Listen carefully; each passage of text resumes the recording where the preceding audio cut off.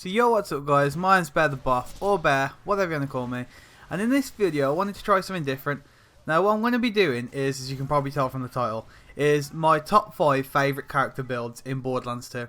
And by this I mean like general build, not exact gear like, you know, every single gun, every single piece of gear, but like overall general build. Now I haven't done anything like this before, so I thought, you know, it'd be a bit of fun to do, you know, let you guys know what I like playing as on Borderlands, you know, what builds I like running.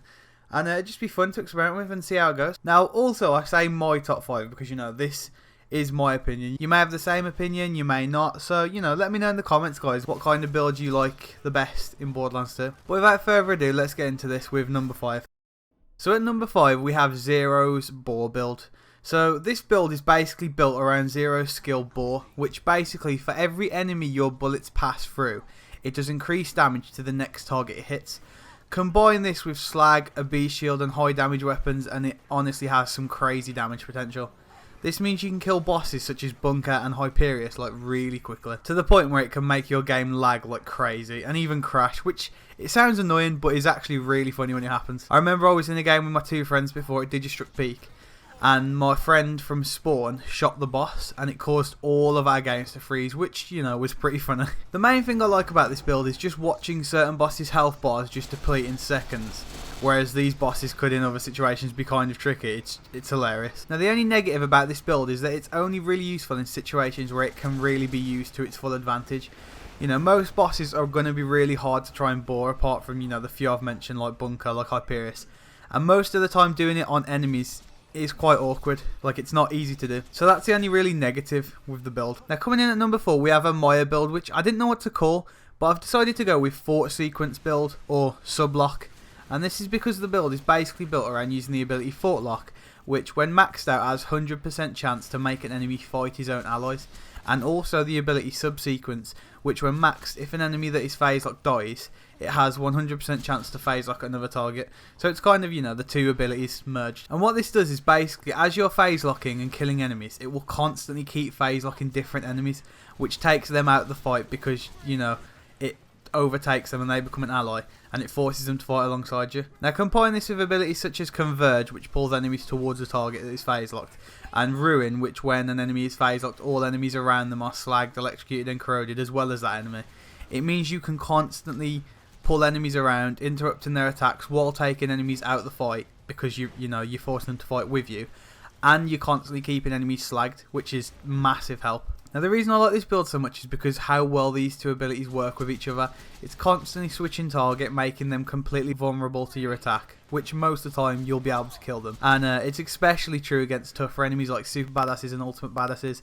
Being able to make them stop focusing on you, it can really help in, you know, engagement. It also makes other enemies stop targeting you, as they'll try and target the ally you have just acquired, meaning you're kind of out of line of fire. So if you've got shields such as B shield and stuff as well, it means your amp damage will stay up. It's really helpful. To be honest, the only downside to this build is that you have to sacrifice quite a lot of skill points into the motion skill tree to get to the bottom skills. But in all honesty, at level 72 you can do this and still have enough to go around the other skill trees a bit. And to be fair, motion does have quite a few good skills. So at number 3 we have Gage's Sham Fleet build. Now this build involves using the North Fleet with the Sham Shield and combining that with Gage's ability Anarchy. Gage can basically build stacks of Anarchy, which she gains by killing enemies and reloading when she has an empty mag. Each stack gives plus 1.75% gun damage, but lowers accuracy by 1.75% as well. With the ability Pre-Shrunk Cyberpunk, she can have up to 400 stacks, so that's a total of 700% bonus damage. Now you can go even further than this, and you can use a Slayer of Terramorphous class mod, which add points to the ability, allowing her to get more stacks, which she can then get 600. Now this works out at 1050% damage increase. Now with the damage of the North Fleet already being incredibly good, that adds up to insanely high damage. You can also use Bone of the Ancient Relics to add even more damage, like Elemental, like fire if you get flesh targets and stuff,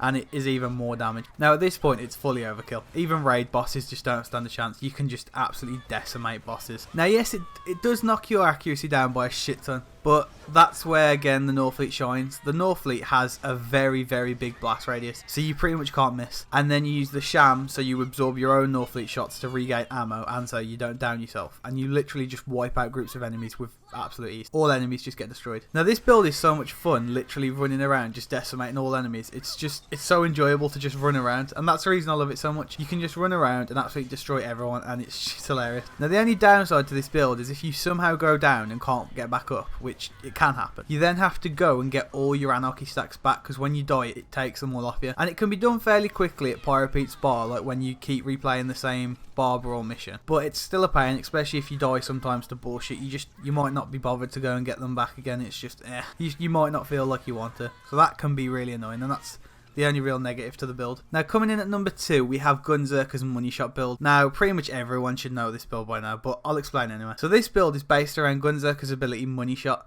What this ability does is it increases the damage of the last bullet in a gun's magazine by 400% when maxed out. This is already a crazy amount, but you add the Chaotic Evil Monk class mod to it, which can, if you get the right one, can add 6 points to this ability, and it can get that up to 880%. Now this, with the damage boost Slag has, adds up to, again, a crazy amount of damage. It's insane. And this is why the Grog Nozzle and the Unkempt Herald is such a perfect pair of guns to Gunzerk with in this build. You can slag enemies and heal with the Grog Nozzle, so you can never go down, you can keep that slag on, and you can do crazy damage with the Unkempt Herald. What's even crazier is Gunzerker has an ability called Inconceivable, which has a chance to not consume bullets when firing, with the chance being higher with the lower your shield get. So basically, the lower your shield, the more chance Gunzerker has to not consume a shot. Now, there's a shield called the Rough Rider, and it's always got 0 capacity, meaning technically Gunzerker's ability that can't consume a shot is always its highest chance to not consume it. So if you're lucky and Inconceivable chains on Money Shot, it can absolutely be insane how quick you can kill raid bosses. Like if you can slag a boss and get Money Shot chains on the Inconceivable so it keeps doing Money Shot, it is incredible how quick you can kill bosses. Now you can even still further add to this by using a gun called the Lady Fist, which increases critical damage by 800%. But the thing is, while Gunzerking, both guns get a passive ability, meaning abilities cross over to the other gun. So Gunzerking with a Lady Fist and an Unkempt Herald, the Unkempt Herald gets bonus critical damage from the Lady Fist, which again can be combined with Money Shot, which, you know, ends up being 880% damage from Money Shot, plus 800% if it's a critical from Lady Fist, which is 1680% increased damage in total. So yeah,